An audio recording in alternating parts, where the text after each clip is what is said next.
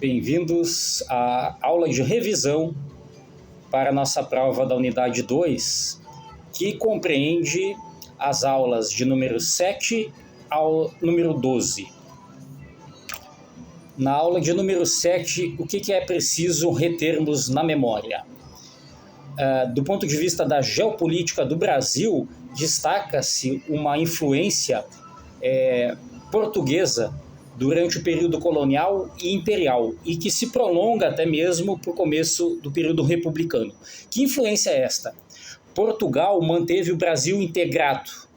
Então, se a gente observa os países vizinhos, Argentina, Venezuela, Colômbia, Equador, Peru, etc., eles têm umas dimensões geográficas bem menores do que a dimensão geográfica que o Brasil alcançou durante o seu processo de formação.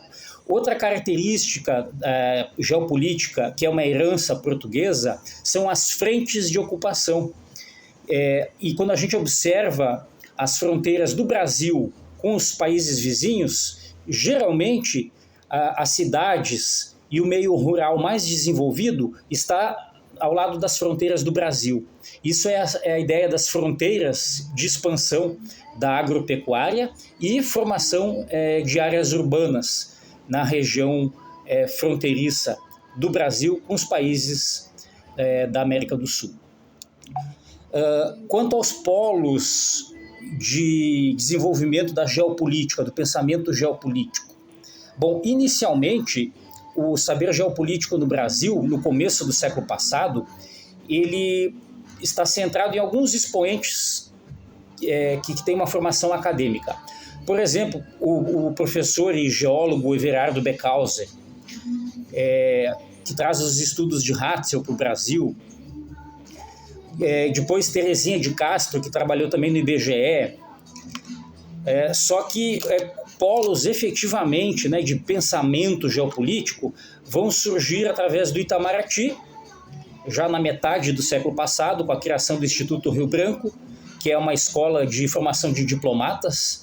Então, ali eles têm disciplinas que têm conteúdos de geopolítica e, principalmente, outro polo que se forma do pensamento geopolítico brasileiro é com os militares. Por isso que a gente fala em uma geopolítica militar.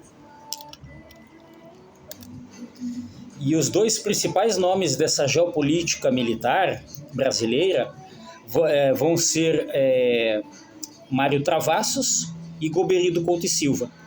E em ambos esses autores nós percebemos, principalmente Goberido Couto e Silva, uma tentativa de justificar a aproximação do Brasil com os Estados Unidos. Porque, afinal, eles pegam, principalmente o Goberi, ele pega a época do regime militar, começado em 64, onde a marca era combater o esquerdismo, os governos comunistas, e para isso a leitura era de que era importante uma aproximação ideológica com os Estados Unidos. Mas antes de Goberi um pouco, com Mário Travassos, que nós vamos ter aí um pensamento geopolítico bem estruturado na tentativa de estender as redes de transporte e de comunicação do Sudeste, que era e é até hoje a área mais industrializada do Brasil, até a fronteira do Centro-Oeste, onde atualmente é Mato Grosso do Sul e Mato Grosso. Porque qual era a ideia de Mário Travassos? E ele já aplicava os princípios de Mackinder, do Heartland. Esse Heartland, na América do Sul, estaria localizado onde é o Paraguai e a Bolívia. Então, para que o Brasil exercesse uma influência maior do que a Argentina, principalmente no Paraguai, Mário Travassos formulou uma proposta de constituição de redes de transporte, ferrovias e estradas, desde o Sudeste até a fronteira com o Paraguai, para assim tornar viável as exportações paraguaias, não mais pelo Rio da Prata, passando pela Argentina, e sim pelo Porto de Santos, depois que essa estrutura foi criada, e pelo Porto de Paranaguá, já no estado do Paraná. E qual é a especificidade do pensamento de Goberido Couto e Silva? Na ocupação da Amazônia. Então, para ele, a Amazônia era uma área que precisava ser integrada ao território nacional de modo efetivo, como foi o Centro-Oeste antes de Golbery, já na época de Mário Travassos. Então, Golbery queria reproduzir essa estratégia também para a Amazônia.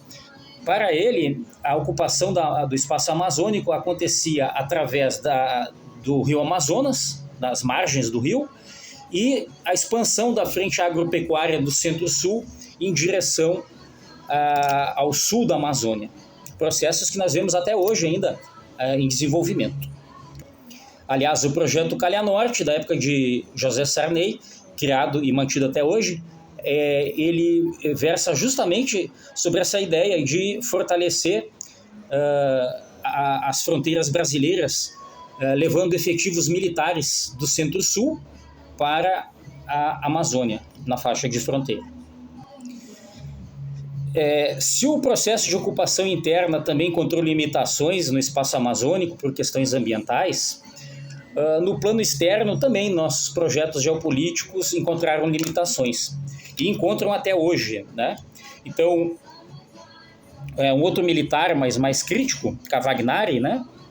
Ele vai dizer que nós temos um processo ainda de profunda dependência econômica e tecnológica frente aos países centrais, né? E nosso desenvolvimento, ele infelizmente só é possível dentro dessas margens permitidas por estas potências, que afinal de contas é quem detém as tecnologias das quais necessitamos para internalizar no nosso sistema produtivo.